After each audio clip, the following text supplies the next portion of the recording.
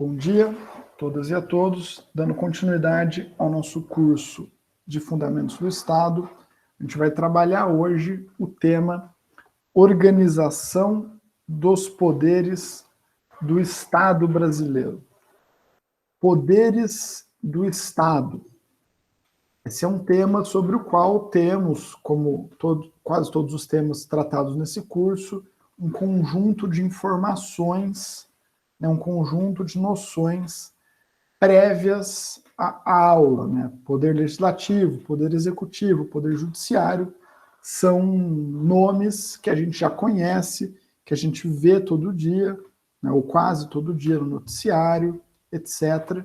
E a ideia dessa aula é aprofundar o nosso conhecimento sobre esse tema, com especial ênfase na discussão da normativa constitucional contemporânea no Brasil, ou seja, as regras estabelecidas pela Constituição Federal de 88.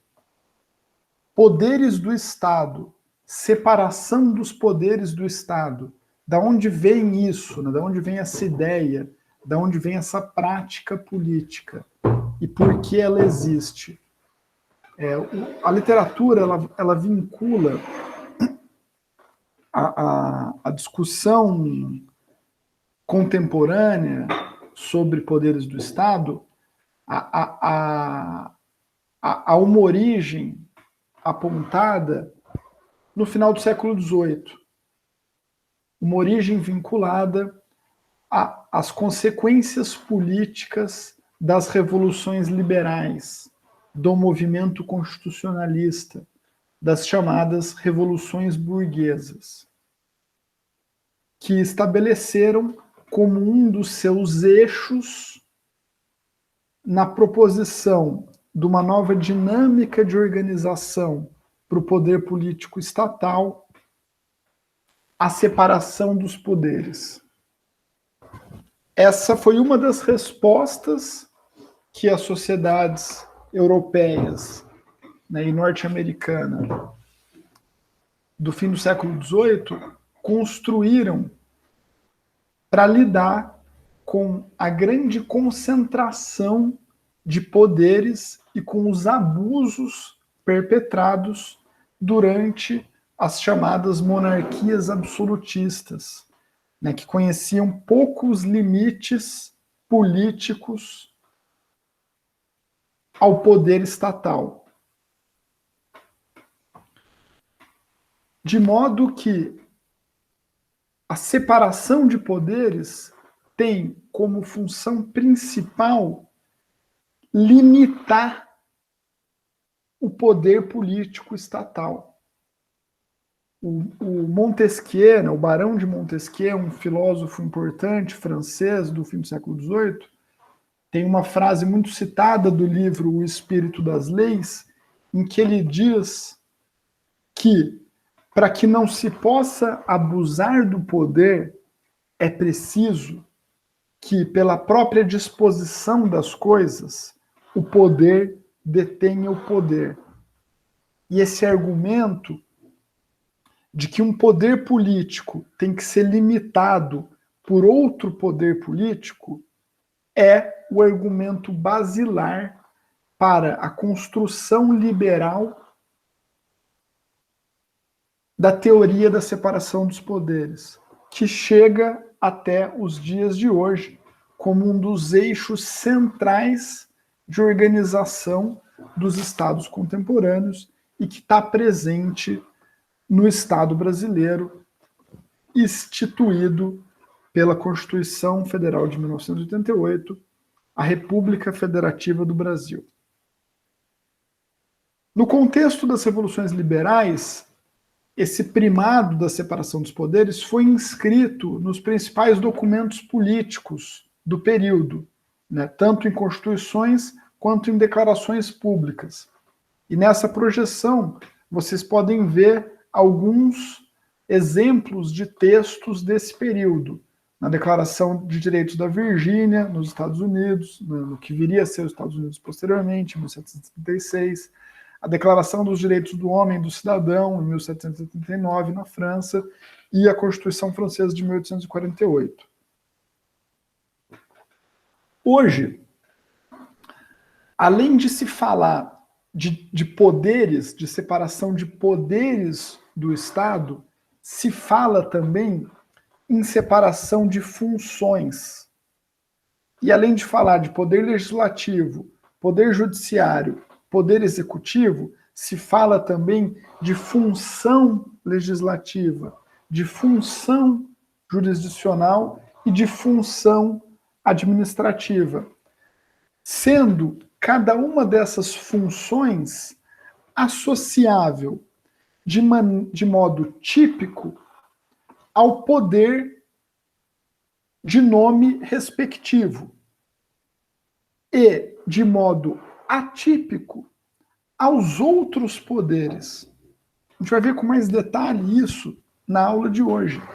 Mas, pela forma como está estabelecida a divisão de competências entre os poderes legislativo, executivo e judiciário, pela Constituição Federal de 88 no Brasil, se tem que o poder legislativo não exerce apenas a função legislativa, cujo nome lhe corresponde, mas o poder legislativo, ele exerce também atribuições jurisdicionais, atribuições de julgamento e atribuições administrativas. Do mesmo modo, o poder executivo não atua apenas executando os comandos legais, né, como seria típico pela teoria tradicional, pela forma tradicional de se interpretar a divisão de poderes. Mas o poder executivo brasileiro também possui atribuições de julgamento, também possui atribuições legislativas, como a gente vai ver hoje.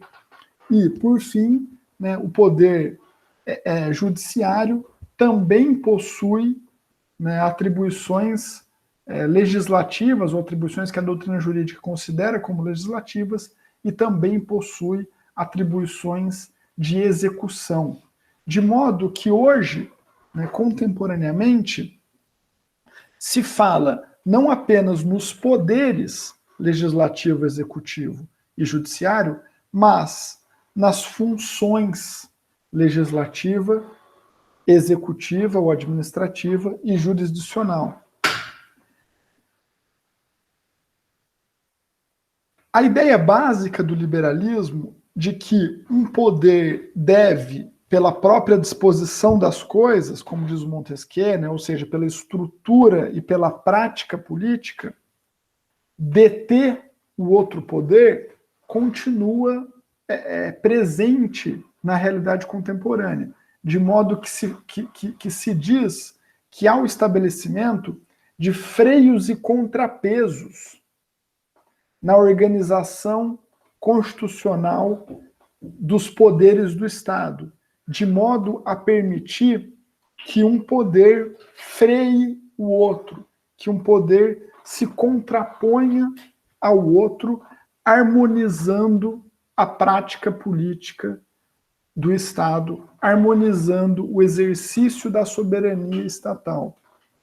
Contemporaneamente, se entende também que a separação dos poderes, que a distribuição dessas competências, dessas atribuições entre órgãos distintos, contribui para uma distribuição mais eficiente do trabalho entre os órgãos estatais, de modo a permitir a especialização dos sujeitos em determinadas atividades.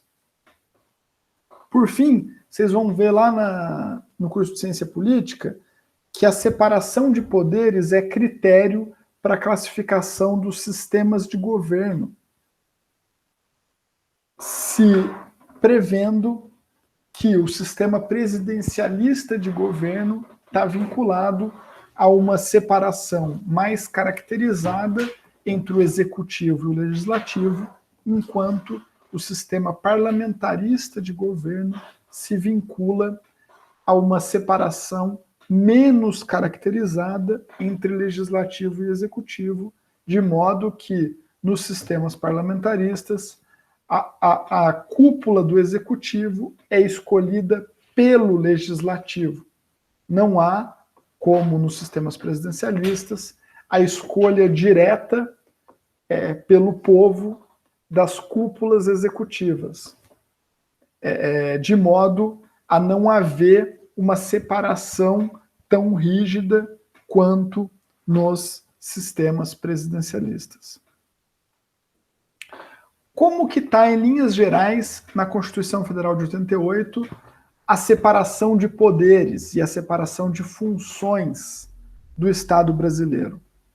Em síntese, a gente pode afirmar com segurança que a Constituição Federal de 88 ela estabelece um sistema presidencialista de governo, caracterizado, como eu disse, por uma separação mais clara entre os poderes, de modo a que a chefia do executivo é escolhida diretamente pela população por meio de eleições. Né? O chefe de Estado é o presidente da República, que é também chefe de governo, o que não ocorre no caso dos sistemas parlamentares, em que a pessoa que é vinculada à chefia do Estado é diferente da pessoa vinculada à chefia do governo. Pela Constituição Federal de 88, está lá no artigo 2º, a gente tem legislativo, executivo e judiciário independentes e harmônicos entre si. O que significa que cada um desses poderes possui prerrogativas específicas, atribuições próprias, que se complementam e que se vinculam numa dinâmica de contraposição e de freamento mútuo, né, de modo a permitir que os poderes contenham-se uns aos outros.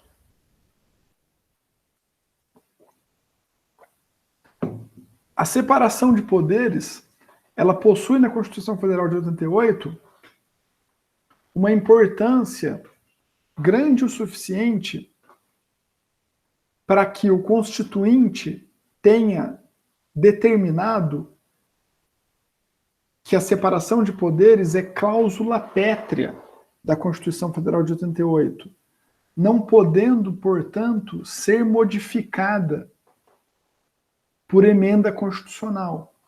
A separação de poderes ela está inscrita no eixo básico da Constituição Federal de 88, não podendo ser retirada do texto constitucional.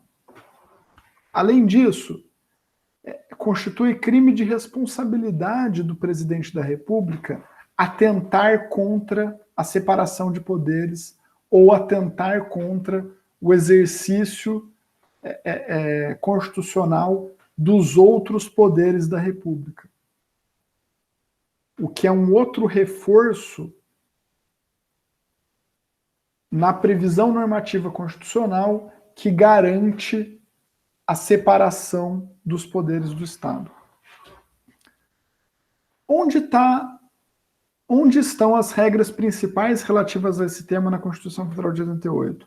Elas estão lá no título 4 da Constituição, que se chama da organização dos poderes.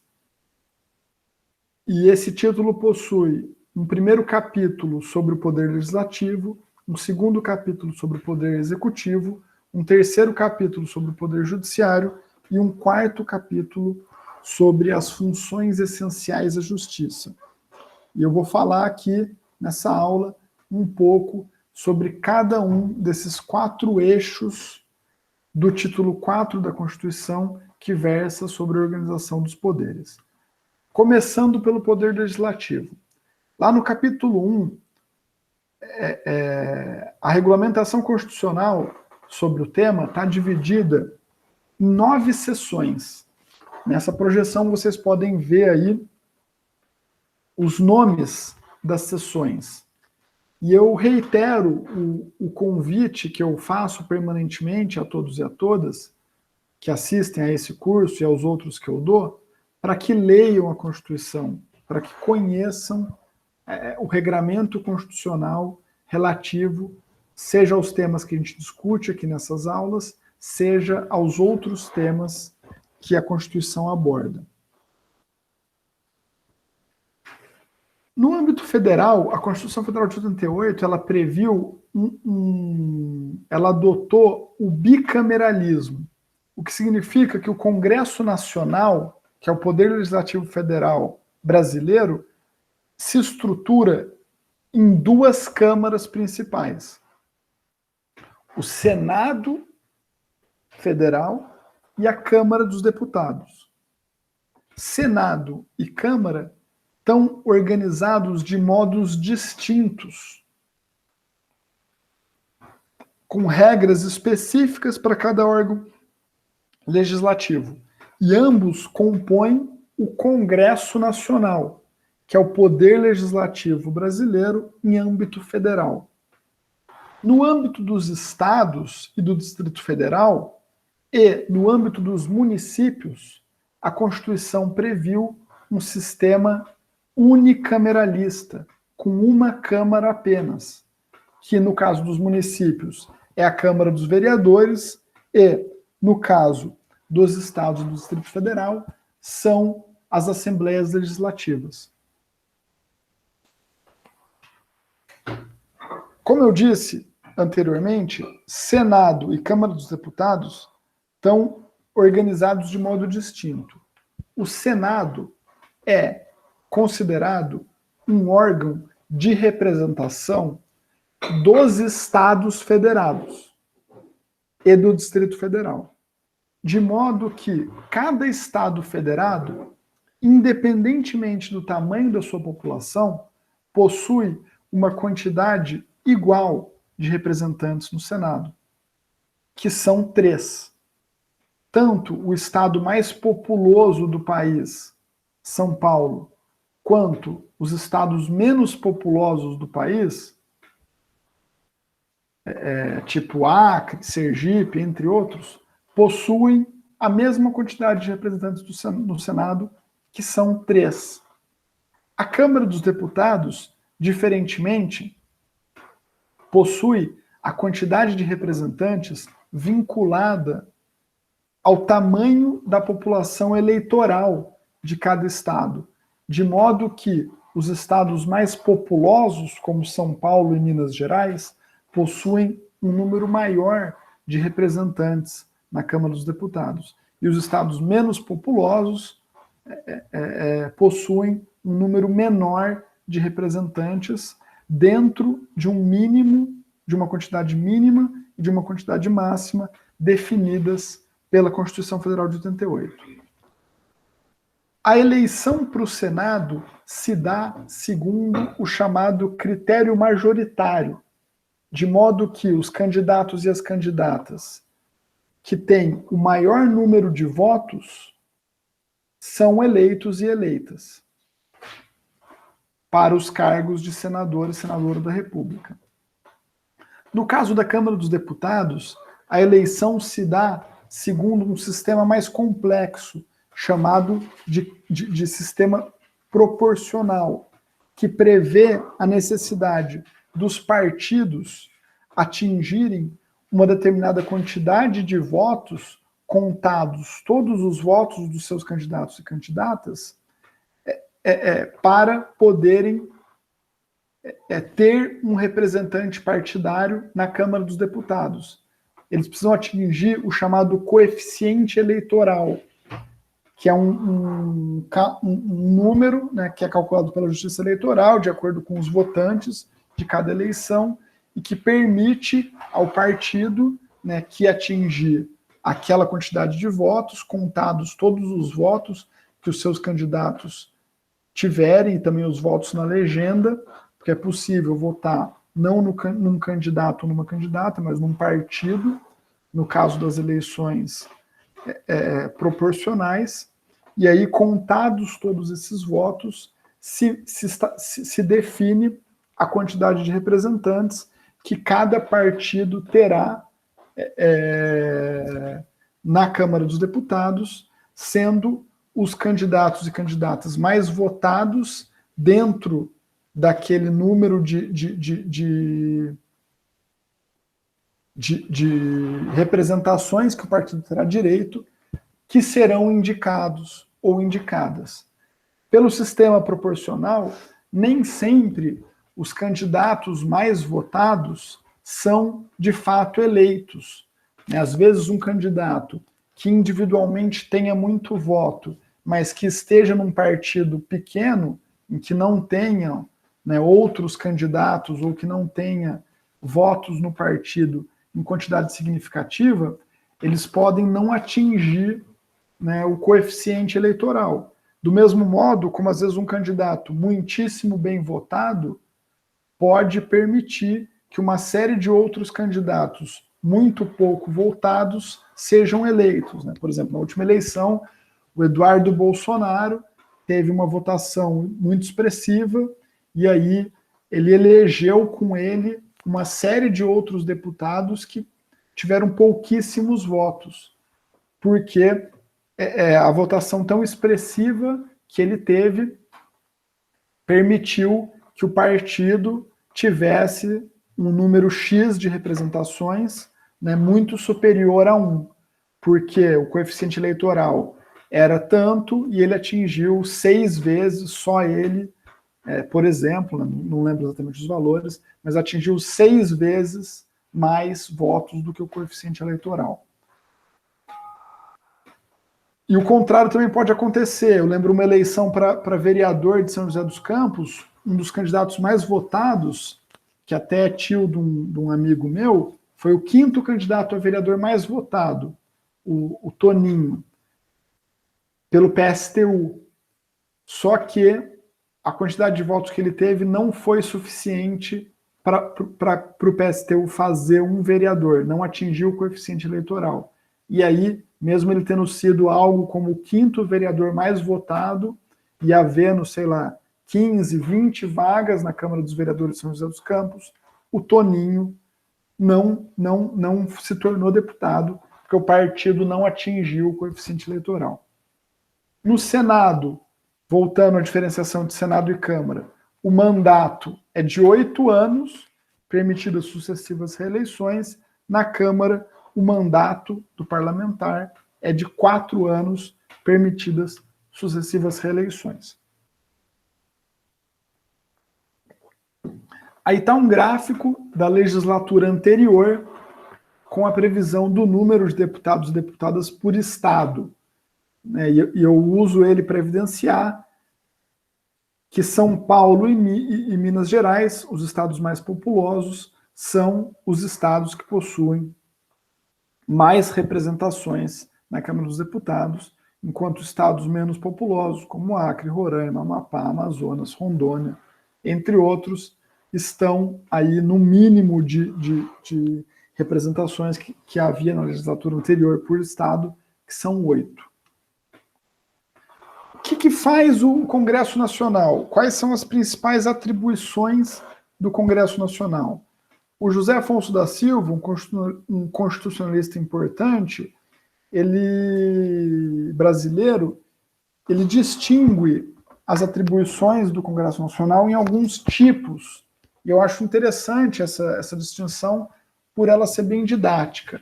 O José Afonso da Silva ele vai dizer que o Congresso Nacional possui atribuições legislativas, que são referentes ao que é a função principal do legislativo, que é produzir leis, entendendo por lei um ato normativo geral que tem o poder de inovar no ordenamento jurídico, criando direitos e deveres, estando sempre submetida à Constituição. Uma lei é um ato normativo geral que cria direitos e deveres e que se submete à normativa constitucional. E é a construção de leis a atribuição por excelência do poder legislativo. O processo legislativo, o processo que culmina na criação de uma lei, é, na regulamentação prevista pela Constituição Federal de 88, um processo complexo que envolve, além do Congresso Nacional, no âmbito federal, outras instituições e outros atores, com especial destaque para o Poder Executivo, que participa ativamente do processo legislativo brasileiro. O processo legislativo ele se inicia com o que o José Afonso da Silva vai chamar de fase introdutória, na qual um projeto de lei é proposto. Em geral, as proposições são feitas no âmbito do próprio Congresso, por parlamentares ou por grupos de parlamentares. A gente já viu em aulas anteriores que a própria população também pode propor projetos de lei, né, por meio da coleta de uma determinada quantidade de assinaturas. Além disso, há um conjunto importante de leis que somente podem ser aprovadas a partir de projetos propostos pelo Poder Executivo. Por exemplo, a Lei Orçamentária Anual, a chamada LOA, que se trata de uma lei que é aprovada após uma tramitação legislativa que se inicia por um ato do Poder Executivo.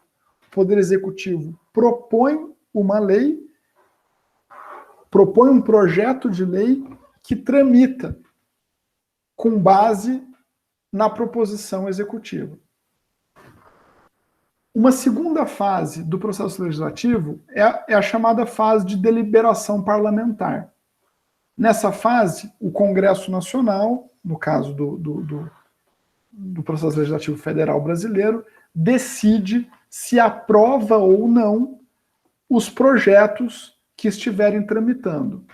A tramitação legislativa, ela envolve, em regra, um conjunto grande de comissões, de órgãos internos a cada uma das duas casas legislativas brasileiras, o Senado e a Câmara dos Deputados. Cada uma delas tem um conjunto grande de comissões e os projetos de lei precisam ser aprovados numa série de comissões para posteriormente serem avaliados pelo plenário de cada casa legislativa que delibera sobre aprovação ou não dos projetos. Em caso de aprovação, os projetos seguem para apreciação do Poder Executivo. E o Poder Executivo ele pode sancionar aquele projeto, aprovar aquele projeto e sancioná-lo em lei, promulgando a lei respectiva,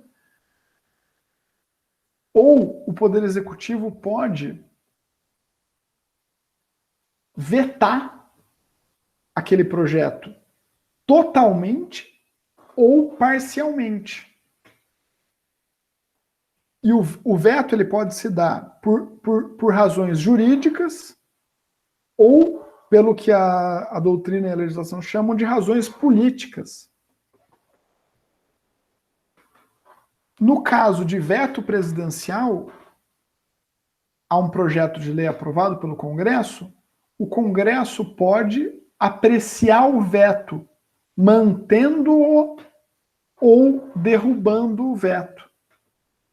Então agora, nessa semana passada, foi bastante divulgado que um projeto aprovado pelo Congresso teve um trecho vetado pelo Bolsonaro. O Senado derrubou o veto do Bolsonaro, mas a Câmara manteve o veto. É um veto relativo a uma ampliação uma restrição de direitos para servidores públicos, e a Câmara e o Senado apreciaram o veto do Bolsonaro e, por decisão da Câmara, o veto foi mantido, né? Esse ato de apreciação do veto pelo Congresso Nacional integra o que se chama de fase complementar do processo legislativo. Além de ter atribuições legislativas, o Congresso Nacional também tem atribuições constituintes. O Congresso Nacional ele pode modificar o texto da Constituição Federal de 88. A tramitação das propostas de emenda constitucional, das PECs, que são os projetos que visam modificar a Constituição, elas seguem um rito próprio, diferente das tramitações legislativas normais. E essas diferenças incluem, entre outras coisas, a existência de um quórum qualificado para aprovação das mudanças constituintes, um quórum de 3/5 dos membros de cada casa do Congresso, que deliberam em 2 turnos sobre o tema, e também, no caso das PECs, das propostas de emenda constitucional, não há possibilidade da presidência vetar a proposta. A proposta de emenda constitucional, ela não se submete ao veto presidencial. Havendo aprovação do Congresso, a proposta é publicada e promulgada. O Congresso ele também exerce uma série de atribuições de fiscalização e controle das outras instituições públicas. São exemplos dessas atribuições de fiscalização e controle as comissões parlamentares de inquérito, as chamadas CPIs, que os órgãos legislativos podem criar para investigar um determinado fato, um conjunto de fatos relacionados a essa função, a esse tipo de atribuição que o Congresso Nacional tem, que é a atribuição fiscalizadora. Além disso, o Poder Legislativo ele é responsável por aprovar ou não as contas públicas. Isso se dá mediante um processo de tramitação que inclui, em posição de destaque, os chamados tribunais de contas, que são órgãos de auxílio ao Poder Legislativo e que atuam na análise das contas públicas, na análise das prestações de contas por órgãos e instituições públicas. O Congresso Nacional também exerce, pela regulamentação constitucional brasileira, funções de julgamento. O Congresso Nacional é responsável pelo julgamento, por exemplo, dos crimes de responsabilidade cometidos pelo presidente da República. Então, a gente viu no caso da Dilma Rousseff e também no caso do Fernando Collor, na década de 90, o exercício dessa função típica, né, de julgamento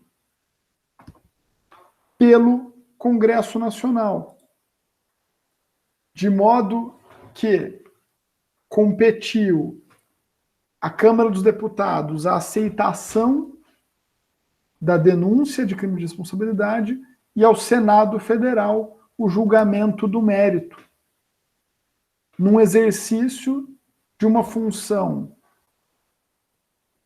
de juiz pelo Poder Judiciário. O Poder Judiciário também é responsável pelas atividades administrativas características da sua estrutura, de modo que é o próprio Congresso Nacional que faz os concursos públicos para ingresso nas carreiras técnicas relativas à estrutura congressual, né, técnico, analista, etc. O Congresso Nacional que faz as licitações para contratação dos serviços e dos bens necessários para para o exercício das suas funções, de modo que um conjunto grande de atribuições tipicamente administrativas são exercidas pelo Poder Legislativo, né, no que tange ao seu trabalho. Tranquilo?